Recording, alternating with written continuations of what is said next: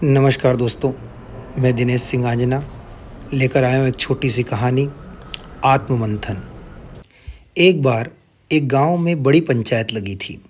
गांव के लोग किसी समस्या का समाधान नहीं निकाल पा रहे थे। तभी किसी ने सुझाव दिया, क्यों न हम गांव के बाहर ठहरे हुए महात्मा जी के पास चलें, वहीं हमें सही रास्ता बताएंगे। सभी लोग संत जी के पास पहुँचे। संत ने पूछा, भाइयों क्या समस्या है? लोग बोले, महाराज हमारे गांव में केवल एक ही कुआं है, उसी से सबको पानी मिलता है। लेकिन अब उस कुएं का पानी इतना दुर्गंध युक्त हो गया है कि पीना तो दूर, पास जाना भी मुश्किल हो गया है। संत ने कारण पूछा। तब लोगों ने बताया कि 3 कुत्ते लड़ते लड़ते कुएं में गिर गए और मर गए। अब आप ही बताइए, उस कुएं का पानी कौन पी सकता है? संत ने कहा, ठीक है, उसमें गंगा जल डालो। लोगों ने 8-10 बाल्टी गंगा जल कुएं में डलवाया, लेकिन पानी की दुर्गंध जस की तस रही। वे फिर संत के पास पहुँचे। एक बार संत ने कहा, भगवान की कथा करवाओ। गांव में कथा हुई, भजन कीर्तन हुआ, प्रसाद बांटा गया, परंतु कुएं की हालत नहीं बदली। लोग तीसरी बार फिर से संत के पास पहुँचे। अब संत ने कहा कि अच्छा, कुएं में सुगंधित पुष्प और इत्र डालो।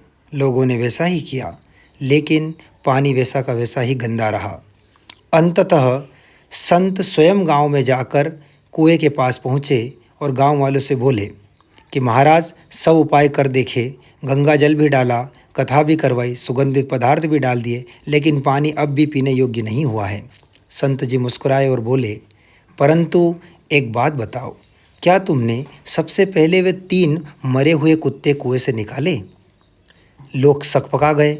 बोले, नहीं महाराज, आपने कहा ही नहीं, इसलिए हमें उन्हें निकाला ही नहीं। संत गंभीर होकर बोले, अरे मूर्खों, जब तक मृत कुत्ते बाहर नहीं निकालोगे, तब तक कितना भी गंगा जल, कथा या सुगंध डालो, कुआं कभी अच्छा स्वच्छ नहीं होगा, इसका पानी पीने योग्य नहीं होगा। दोस्तों, इस कहानी से हमें शिक्षा मिलती है कि हमारे भीतर के अंतःकरण रूपी कुएं में कषाय रूपी 3 कुत्ते पड़े हुए हैं, काम, क्रोध और लोभ। यही हमारी आत्मा को दूषित करते हैं। जब तक हम तीनों को बाहर नहीं निकालेंगे, तब तक हम कितना भी तीर्थ यात्रा, पूजा, कथा, दान, व्रत, कितनी भी भगवान की पूजा कर लें, हमारी आत्मा पवित्र नहीं हो सकेगी, हमारी आत्मा निर्मल नहीं हो सकेगी। जय हिंद, जय भारत।